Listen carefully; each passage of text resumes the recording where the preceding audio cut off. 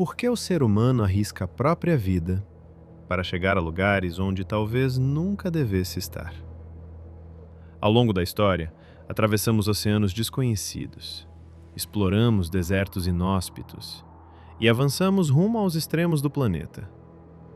Mas na década de 1920, todas as grandes fronteiras já haviam sido conquistadas. Os polos norte e sul já tinham donos.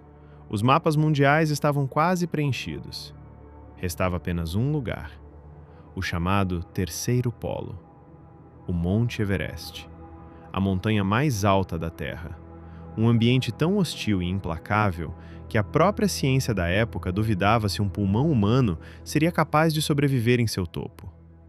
Mesmo sabendo do perigo mortal, homens e mulheres foram atraídos por suas encostas.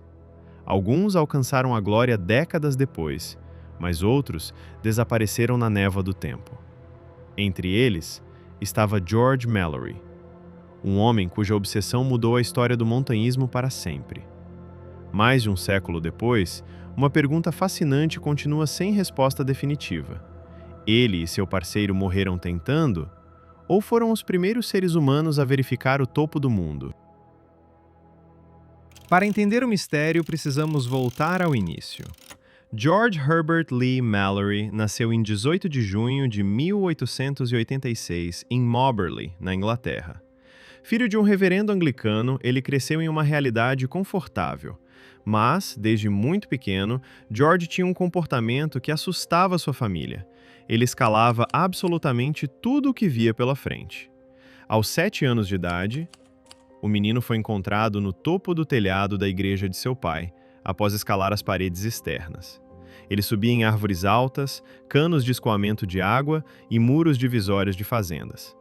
Sua irmã mais velha recordava que ele escalava tudo o que fosse humanamente possível. Essa energia indomável encontrou seu verdadeiro propósito aos 13 anos. Após ganhar uma bolsa de estudos em matemática para o Winchester College, um renomado colégio interno, George conheceu um de seus professores, Robert Irving. Irving era membro do prestigiado Clube Alpino Britânico e um experiente montanhista. Em agosto de 1904, quando George tinha 18 anos, o professor recrutou ele e alguns amigos para uma viagem de escalada nos Alpes suíços. Foi ali, no meio do gelo e dos paredões rochosos da Europa, que a paixão de Mallory se transformou em uma obsessão vital.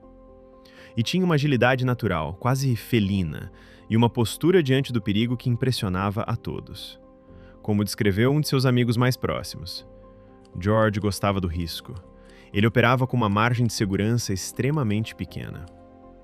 Nos anos seguintes, Mallory estudou História na Universidade de Cambridge, virou professor e continuou refinando suas habilidades nas montanhas do país de Gales e da Europa Ocidental.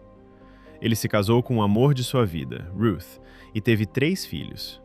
Sua vida parecia estabilizada, até que o Everest chamou pelo seu nome.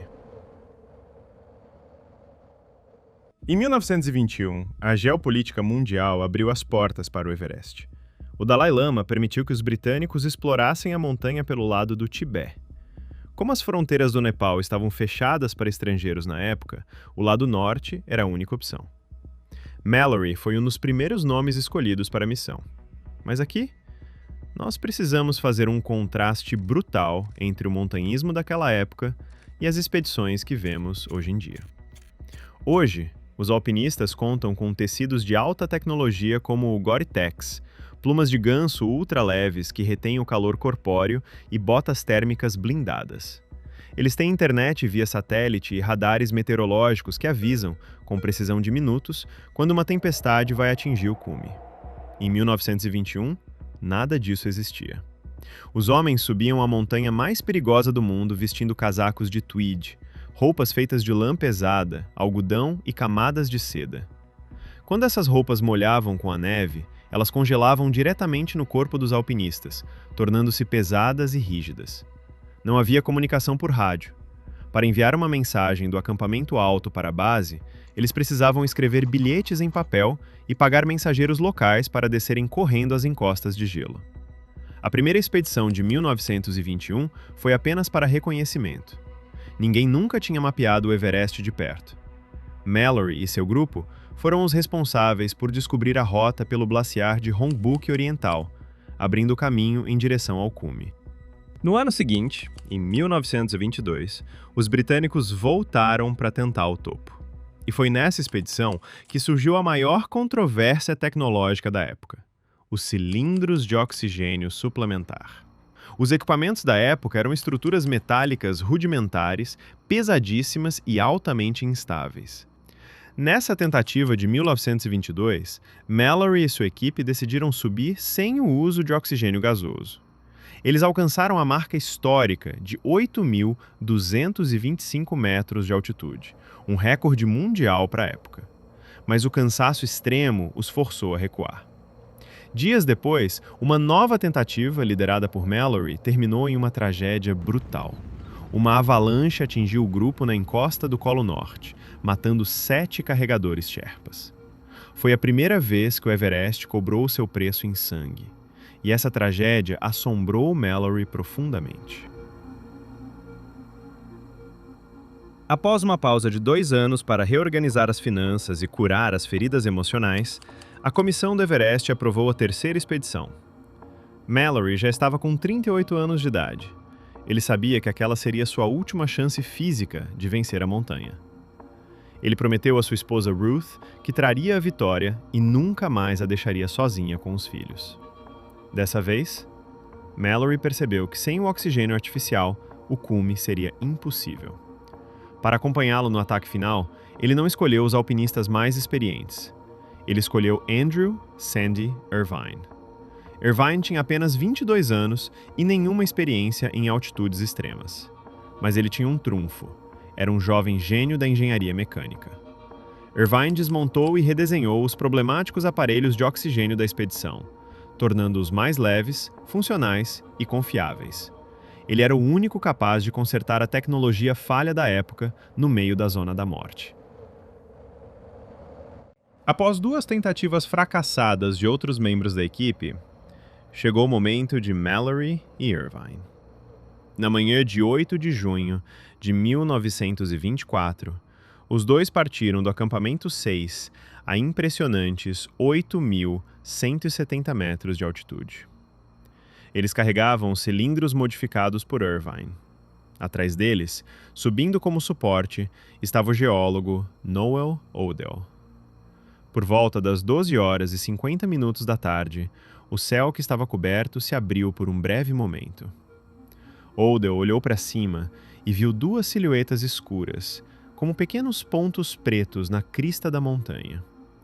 De acordo com seu diário, eles estavam se movendo com velocidade e subindo um dos grandes degraus rochosos da aresta nordeste, aproximando-se da base da pirâmide do cume.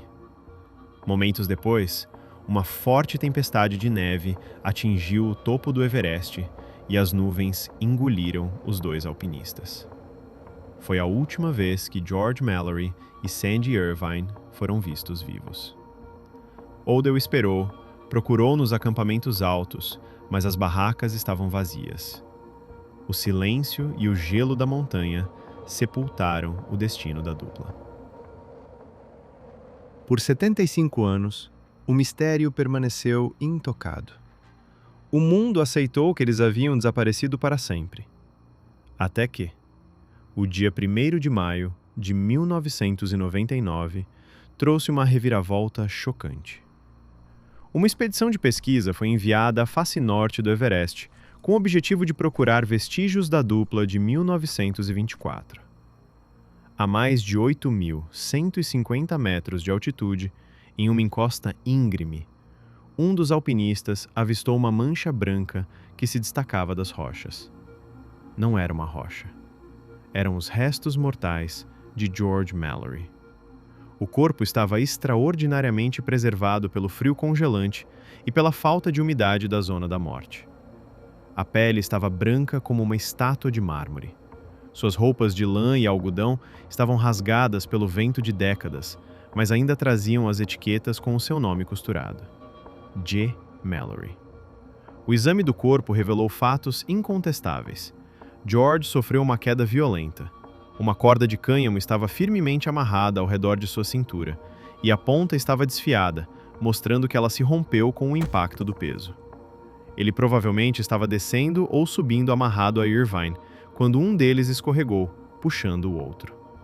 Mallory tinha uma fratura exposta na perna e usou os próprios dedos para tentar cavar e segurar no gelo antes de parar naquela encosta.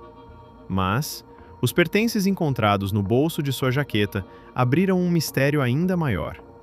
Seu relógio de pulso estava quebrado, marcando a hora exata do acidente. Havia cartas de Ruth, óculos de proteção escuros dentro do bolso, mas faltava uma coisa. Mallory havia dito repetidas vezes aos amigos e à sua família que carregava uma fotografia de sua esposa Ruth e que faria questão de deixá-la fincada no cume do Everest se alcançasse o topo. No seu corpo, a carteira e todos os documentos estavam preservados, mas a foto de Ruth não estava lá. Além disso, os óculos de proteção estavam guardados no bolso, o que indica fortemente que o acidente aconteceu no final do dia ou durante a noite, quando os alpinistas já estavam descendo do topo e não precisavam mais da proteção contra o reflexo do sol na neve. Seria aquela a prova de que eles venceram o Everest 29 anos antes de Edmund Hillary? A peça que faltava para desvendar esse quebra-cabeça histórico era Andrew Irvine e a câmera fotográfica que ele carregava no dia da escalada. Os especialistas sabem que o filme dentro daquela câmera antiga, congelado de forma contínua por um século, ainda pode ser revelado em laboratório e mostrar a foto do cume. O mistério ganhou seu capítulo mais recente em setembro de 2024.